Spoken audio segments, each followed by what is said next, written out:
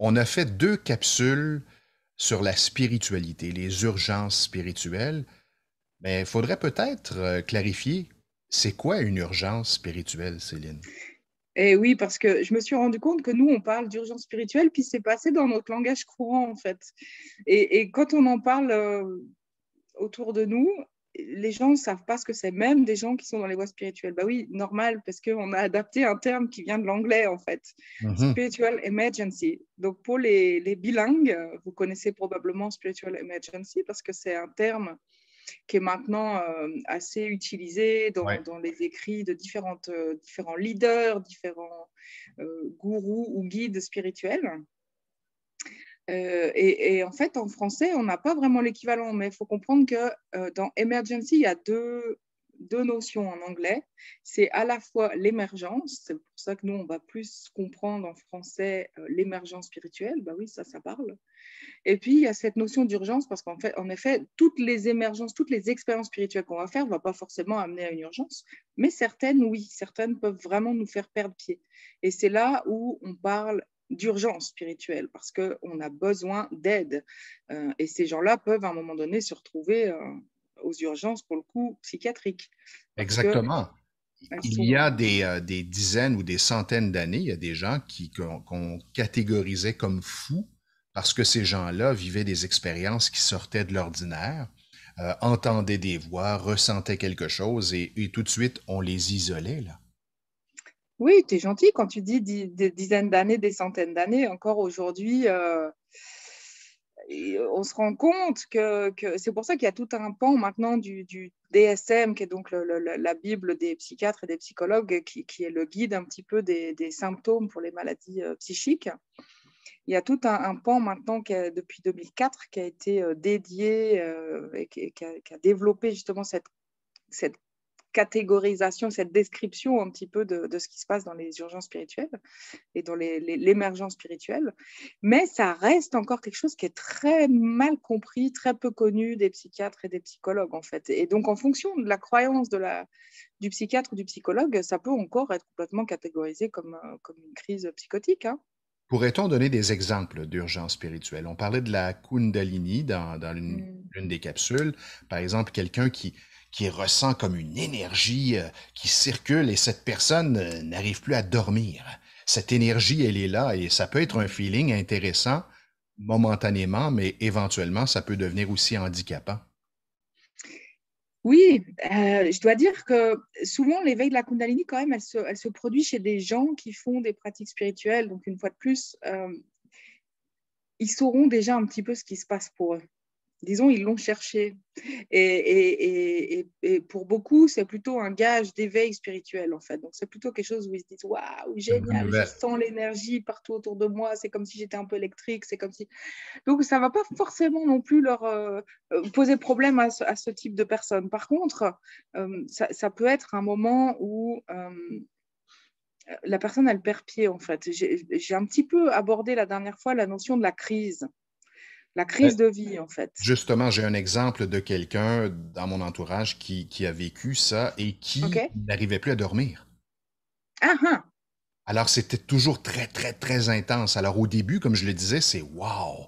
Et le Mais déclencheur n'était pas donc une pratique spirituelle, tu veux dire. oui, oui, oui. C'était Non, non, plutôt... tout à fait. C'était une pratique Ah, spirituelle OK. qui a déclenché tout ça. Et comme tu le mentionnais, c'est exactement ça. La personne avait l'impression d'avoir atteint un niveau extraordinaire.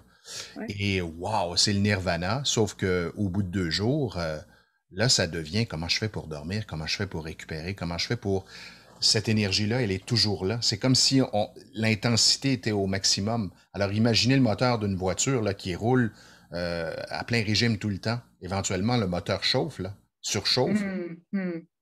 Voilà. Alors, au début, c'est vrai que dans cet éveil spirituel, dans ce réveil, je ne sais pas si on peut parler complètement d'éveil, mais euh, y- on est en effet flatté, on est content parce qu'on capte une dimension qui va au-delà de la dimension matérielle avec laquelle la plupart d'entre nous ont vécu la plupart de leur vie. Donc c'est comme si on avait une dimension en plus. Donc, au départ, c'est quelque chose qui est extrêmement grisant. Mais voilà, comme tu dis, à un moment donné, ça peut être un peu trop. Mais je prendrais aussi l'exemple de, quand je disais crise de vie, ça peut être, les éléments déclencheurs, en fait, peuvent être à un moment donné où la personne tombe malade et où elle est confrontée. Donc, dernièrement aussi, un exemple que j'ai dans mon entourage où la personne doit faire des examens parce qu'elle a des symptômes physiques qu'elle n'arrive pas à s'expliquer. Et là, cette confrontation à la mort, ou à la mort potentielle, parce qu'une fois de plus, elle n'a même pas de diagnostic, hein, mais alors encore plus, d'autant plus pour des personnes à qui on diagnostique un cancer. Je veux dire, à un moment donné, c'est comme si, OK, là, on a vécu toute notre vie sans penser qu'on allait un jour mourir, puis là, d'un seul coup, tu te trouves face à la mort, et puis tu as ces questions existentielles qui te frappent de plein fouet, que tu ne peux plus ignorer, et tu es obligé de faire le bilan. OK, comment j'ai vécu ma vie? Est-ce que j'ai profité de ma vie? Qu'est-ce qui me reste pour la suite? Et en fait, le fait d'être comme ça, tourné sur soi, sur ce bilan, sur le sens de la vie, et la peur aussi, la peur de la fin de vie, Oui, parce que ça on ne ouvre sait pas au ce qui niveau se passe après. Et en termes de conscience, ça ouvre quelque chose d'incroyable. En termes de prise de conscience, d'un seul coup, c'est comme si notre conscience, elle s'ouvre. Elle s'ouvre à une autre réalité, parce qu'on n'est pas que ce corps physique. Et quand le corps physique, il nous lâche, soit on est en pleine panique, c'est ce qui arrive très souvent, en tout cas il y a cette phase de panique. Pour raconter une petite histoire, moi c'est un des déclencheurs en fait dans mon cheminement. C'est à un moment donné où on m'a diagnostiqué théoriquement une maladie incurable, OK. Oh. pour laquelle il y avait théoriquement, bon, je vais dire ce que c'est en fait, c'était pour le VIH, voilà. On m'a dit, tiens, tu as le VIH. Donc là, je dois dire que mon futur s'écroulait parce que j'avais, je sais plus, 28 ans, je crois, dans ces eaux-là. Donc moi qui voulais un enfant, etc. Donc d'un seul coup, je me suis dit, non, mais c'est hors de question, je ne prendrai pas de trithérapie. Je ne sais pas pourquoi je me suis dit ça, parce que moi, j'étais en plein en train de terminer mon doctorat. Je veux dire, j'étais complètement dans la voie scientifique. Et là, d'un seul coup, je me suis dit, non, je n'ai pas envie de vivre ça, de prendre des médicaments toute ma vie. Donc, eh bien, qu'est-ce que je vais faire? Je décide maintenant de partir en voyage. Voilà, si j'ai 6 mois à vivre, qu'est-ce que je veux? Comment je veux remplir ces 6 mois? Je veux voyager, je veux réaliser des choses que j'ai jamais réalisées en me disant j'aurai le temps, c'est pas le moment, etc., etc. Et donc voilà, le soir, je me suis retrouvée avec cette peur immense. Et je me souviens, je n'ai jamais prié de ma vie. Je veux dire, je suis athée, je ne suis pas baptisée. Et puis à un moment donné, je suis tombée comme ça à genoux, là, et j'ai prié parce que j'avais tellement, tellement peur. J'ai dit, mais dites-moi, est-ce que je suis malade? Qu'est-ce que je dois faire? Voilà, j'ai trop peur, j'ai trop peur. Et là, c'est comme s'il y a eu un lâcher-prise, en fait, total. Et à ce moment-là, c'est comme si j'étais partie dans un autre état de conscience où j'ai eu des messages très forts sur ma vie. Je me suis vue vieille et j'ai entendu des rires d'enfants. Donc, j'ai su à ce moment-là que j'aurais un enfant. Et j'ai su à ce moment-là qu'en fait, j'étais pas malade. Et j'ai eu les résultats 4 jours après, qui m'ont confirmé que j'étais fausse positive pour le VIH et puis que la manière dont on me l'avait annoncé était complètement surréaliste et inadaptée. Mais le fait est que, en tout cas, ça a généré chez moi cette sorte d'ouverture. J'aurais jamais de moi-même prié, médité. Je me serais jamais reliée à cette partie-là de moi qui sait. Et là, j'ai eu des réponses assez folles. Et ça peut être cette expérience, mais ça pourrait être d'autres types d'expériences dans lesquelles on a comme ça des communications avec une autre réalité.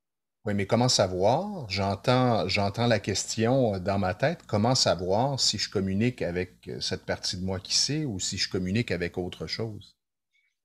Ah, bah, parfois, c'est très difficile, surtout par soi-même, de faire le distinguo entre les deux. Bon,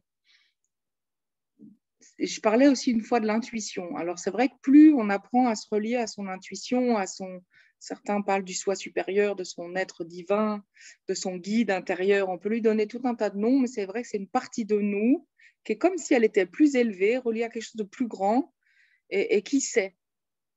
Puis il y a différentes notions de savoir. Bon, on va peut-être pas tout détailler ici, mais cette partie-là, en tout cas, qui moi, à ce moment-là, m'a donné le sentiment de savoir, je crois que je crois que je dirais que c'était Gaïa, probablement, ce qu'on appelle, nous, Gaïa dans les Peak States, c'est-à-dire Ah, cette partie qui nous guide, en fait, oui, c'est cette ça. sagesse. Et Gaïa, c'est ce qu'on appelle la Terre. C'est ça, c'est la conscience de la Terre. C'est la conscience réunie de toutes les consciences sur Terre et qui nous guide, en fait. Je trouve que c'est presque un peu réducteur. On a eu ce débat dernièrement avec une des thérapeutes. C'est presque un peu réducteur de dire c'est les consciences de toutes les consciences humaines, parce que ça va au-delà de ça. Et je pense qu'on peut même parler d'intelligence, en fait. Pour moi, je le ressens comme tel, c'est-à-dire c'est une intelligence qui nous guide, qui guide Intelligence chacun de universelle? nous. Oui, sauf qu'elle est très terrestre. Elle est très reliée avec la Terre quand même, avec l'humanité, avec les différentes espèces qui vivent sur Terre pour qu'on vive en harmonie en fait. C'est comme si cette intelligence-là, c'est l'intelligence de la création mais qui est sur Terre et qui nous guide chacun d'entre nous pour qu'on puisse vivre en harmonie. Alors bon, il y a ceux qui ne l'écoutent pas du tout, hein, qui sont plus dans le côté destruction pour d'autres problèmes. Mais en vrai, chacun d'entre nous, on peut se relier, puis c'est ce que j'appellerais cette guidance intérieure, en fait. On peut se relier à ça pour être capable de communiquer avec Gaïa. Donc, c'est un des peak states, d'ailleurs. Hein, c'est un des états de conscience qui est décrit par Grant, dans lequel on peut presque entendre. D'ailleurs, si je me souviens bien, il a posé la question à Gaïa une fois, en lui demandant « Qui es-tu » Et je ne voudrais pas dire de bêtises, mais je crois que la réponse était quelque chose du style je suis la forme carbonée. Donc, ça peut paraître très mystérieux, mais en réalité, finalement, le carbone, c'est la base de la matière organique. C'est la base de la matière organique. Les végétaux fabriquent ce carbone à partir de l'énergie du soleil et nous, en ingérant nos aliments, on va aussi faire ce carbone, etc. etc. Donc, en fait, c'est la matière. C'est la conscience qui est dans la matière vivante. Oui, c'est intéressant, mais en même temps intriguant. Ah, complètement. Complètement. Et c'est là où, quand on commence à creuser ce genre de thème, c'est là où ça peut à la fois générer une émergence spirituelle, comme si on rentrait dans quelque chose dans l'infiniment petit ou dans l'infiniment grand, et dans l'infiniment existentiel. Et c'est là où ça peut aussi générer des urgences spirituelles, parce qu'à un moment donné, on peut comme perdre pied, en fait, dans tous ces questionnements. Perdre pied avec notre réalité. Notre réalité, c'est manger, travailler, dormir, entrer en relation, avoir une vie ancrée, épanouissante. Et puis à un moment donné, on peut se perdre dans ces questionnements. Et il est là le problème, en fait. Il est là le problème de l'émergence. Et là aussi, bon, on pourrait raconter tout plein d'histoires de personnes qui se sont perdues dans ce chemin. Exactement, parce que tu racontais ton expérience tantôt et je tiens à servir cet avertissement.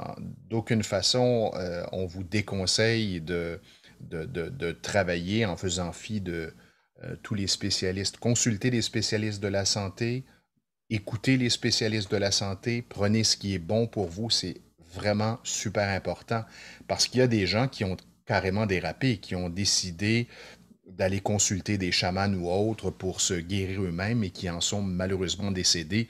Et l'histoire, du moins au Québec, là, la liste est quand même assez longue de gens qui ont vécu ce genre d'expérience et c'est triste.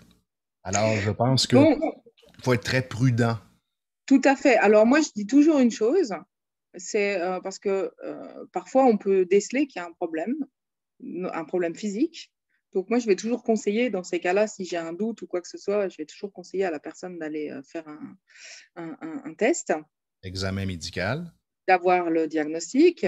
Ensuite, c'est comme pour tout, la personne doit faire son choix aussi, et l'un n'empêche pas l'autre. C'est-à-dire qu'elle peut très bien, si elle découvre qu'elle a un cancer, elle peut très bien décider de choisir cette voie, la chimiothérapie par exemple, et en parallèle des médecines alternatives qui vont l'aider à guérir le pourquoi de ce qu'elle pense, pourquoi elle a déclenché cette maladie, etc. Oui, ou L'un n'empêche pas l'autre. non, exactement. Et je me permettrais d'ajouter ce qui est important, du moins moi, la façon dont je le vois et je le conçois pour moi et pour les gens que j'accompagne, c'est ton état. Dans quel état es-tu? Bon, la santé, c'est une chose. Alors, tu consultes un médecin, tu as tel diagnostic. Maintenant, comment tu te sens à l'idée d'avoir ce diagnostic? Et qu'est-ce que tu Mm. aimerais ressentir? Ben, être plus détaché, comme tu le décrivais tantôt, lâcher prise là-dessus, ben, c'est là où nous, on peut vraiment intervenir et accompagner la personne. Alors, effectivement, on peut travailler sur ces plans-là.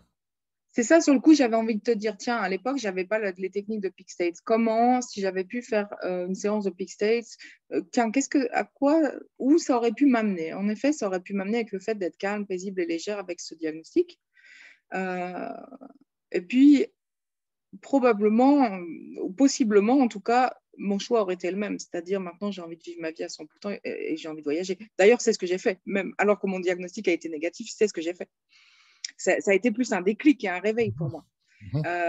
Le lâcher-prise que j'ai ressenti à ce moment-là, c'est probablement aussi une forme d'acceptation quand même. Donc, possiblement, avec les pixels, j'aurais pu euh, vivre la même chose ou peut-être j'aurais été bien avec, enfin, calme, paisible et légère avec ce diagnostic. Puis je me serais dit, mais ok, c'est pas si terrible de prendre la trithérapie et puis de pouvoir augmenter mon temps de vie. Mais l'autre chose sur laquelle j'avais envie de rebondir, parce que tu parles de personnes qui sont mortes avec. Alors, je ne sais pas exactement de quelle expérience tu parles, mais ben voilà, la mort fait partie de la vie aussi, en fait. Donc, après, je ne sais pas si c'est des choses qui ont déclenché la mort de manière vraiment prématurée, hein, c'est différent, mais la mort fait partie de la vie. Puis souvent, les techniques alternatives, chamaniques ou autres, vont permettre aussi d'aider la personne à accepter sa finitude. Et c'est très compliqué. C'est Mhm. notre, c'est notre, c'est le chemin qu'on a à faire, chacun d'entre nous, en fait, accepter notre finitude hein, et la finitude de l'autre. On est responsable, ça c'est important, hein. Je dis souvent, on a le choix d'être victime ou responsable dans la vie. Tout à Alors, fait d'accord. qu'est-ce que vous La choisissez? responsabilité, La c'est responsabilité. extrêmement important. Donc, à partir du moment où je vis tel truc, comment je décide de traverser cet épisode, cette épreuve, c'est votre choix à vous, là.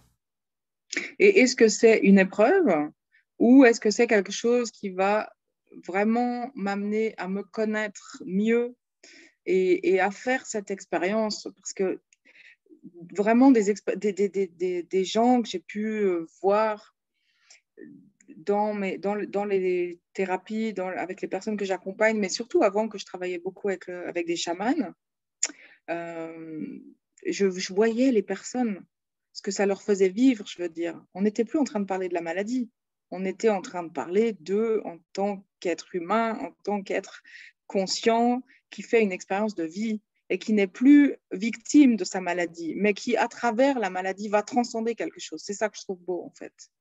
Et c'est C'est, là où... c'est un point tellement intéressant parce que là aussi, on a plusieurs exemples de gens qui ont vécu ce qu'on considère comme des épreuves et qui en sont sortis grandis. Ça a transformé leur vie, ça leur a permis d'avoir une vision totalement différente, d'être même plus ancré. C'est ce qui est Mm, fascinant à travers tout ça. mm, mm, tout à fait. Bah, tu vois, c'est un peu comme on parle d'urgence spirituelle, c'est un des autres cas des urgences spirituelles, c'est l'expérience de mort imminente. Quand tu vois ces personnes qui ont fait cette expérience de mort imminente et puis qui ont vu le tunnel et puis qui se sont vus morts, puis à un moment donné, on leur a demandé de faire le choix, est-ce qu'ils reviennent, est-ce qu'ils reviennent pas? Non, souvent, ils n'ont pas envie de revenir. Mhm. Puis on leur dit, non, mais tu n'as pas fini ton chemin, donc tu reviens. Et en tout cas, il y a beaucoup de témoignages qui vont dans ce sens-là. Et la personne, elle revient avec cet amour, en fait, cet amour qu'elle a ressenti. Et donc, on n'est plus dans quelque chose qui est juste dramatique, on est vraiment dans une expérience où la personne vit quelque chose qui va au-delà d'elle et elle a plus peur de mourir quand elle a vécu ça, la personne. Elle a plus peur, en fait. Ça m'amène à cet exemple concret. J'ai la chance de côtoyer quelqu'un qui a vécu une mort OK. imminente. Il a fait un arrêt cardiaque et il est décédé pendant 15 minutes et c'est un scientifique. Et il est revenu avec deux mots et il répète ces mots constamment. Un, tout est information. Ce n'est que de C'est l'information. ça. C'est C'est ça. nous qui donnons un sens à cette information, mais tout est C'est ça. information. Et deux, aimer, aimer, aimer tout, aimer les gens, aimer, euh, c'est fascinant. Et lorsque cette personne en parle, je rappelle que c'est un scientifique, Ouais. on ressent Mm, une énergie particulière. mm, Ouais, mm. Souvent, c'est à ça aussi que c'est là où nous emmènent, en tout cas, les bons chamans, les bons guérisseurs. C'est qu'ils nous reconnectent avec ça, avec cette énergie d'amour et avec cette information. Parce qu'en effet, tout est information. Ça veut dire quoi? Ça veut dire que notre corps et notre forme physique est là euh, à cause ou grâce à une information au départ. Donc, la forme qu'on a est aussi en lien avec une information qui est sous-jacente. Donc, la forme en bonne santé ou malade va aussi être en lien avec une information. Et là, on recherche dans l'Epic State cette capacité d'auto-régénération spontanée qui existe, qui est un état de conscience qui existe, que très, très, très peu de personnes ont, mais que Grant a déjà pu observer. Donc, ça veut dire que c'est possible, en fait. C'est-à-dire qu'avec l'information, si on donne directement l'information à la matière, que la matière est parfaite, alors on pourrait guérir n'importe quoi à n'importe quel moment. Certains utilisent ça, d'ailleurs Joe Dispenza utilise beaucoup ça, c'est-à-dire qu'il amène les personnes dans un champ d'information, il remet cette information comme elle doit être connectée à Gaïa, c'est-à-dire parfaite, et ensuite la personne, en se connectant à ce champ d'information, peut la ramener dans son corps physique, et il y a certaines personnes qui guérissent de manière miraculeuse, qui semblent miraculeuses, qui en fait s'expliquent finalement, hein, oui, si parce on que croit à ce champ d'information. effectivement, dans son cas, bon, il a plusieurs bouquins, Joe Dispenza, et à chaque séance qu'il fait, ben, il explique scientifiquement. On voit même des Et images mesure. du cerveau, on mesure effectivement ce qui se passe comme activité cérébrale, etc. Il mesure dans la salle, en fait, j'ai participé à un workshop avec lui, et il mesure, c'est vrai, dans la salle aussi les niveaux énergétiques et Ouais. tout. Il a des anecdotes assez intéressantes sur ce qui se passe même au niveau du corps et du cœur et du champ électromagnétique que le cœur est capable de générer. Enfin, je veux dire, scientifiquement, c'est complètement fou. Ça va au-delà de ce qu'on peut comprendre, enfin de ce qu'on peut admettre en tout cas, parce qu'on peut le comprendre, Ouais. avec un esprit assez ouvert et éveillé, mais dans la science, c'est encore très compliqué. Pour l'esprit humain, c'est... C'est ça, de comprendre tout ça, tous les mécanismes, tout ce qui se passe. Alors, comment on pourrait conclure cette capsule, Céline, aujourd'hui? Moi, j'ai envie de vous dire, déjà, baignez-vous dans ce champ d'information et d'amour, et surtout, plongez dans cette découverte incroyable qui est ce cheminement, justement, qu'on peut dire spirituel, en fait, qui est cette ouverture au monde subtil, qui est la porte, en fait, pour découvrir l'amour. Wow. Donc, voilà. Rien à ajouter. Bon voyage. Merci.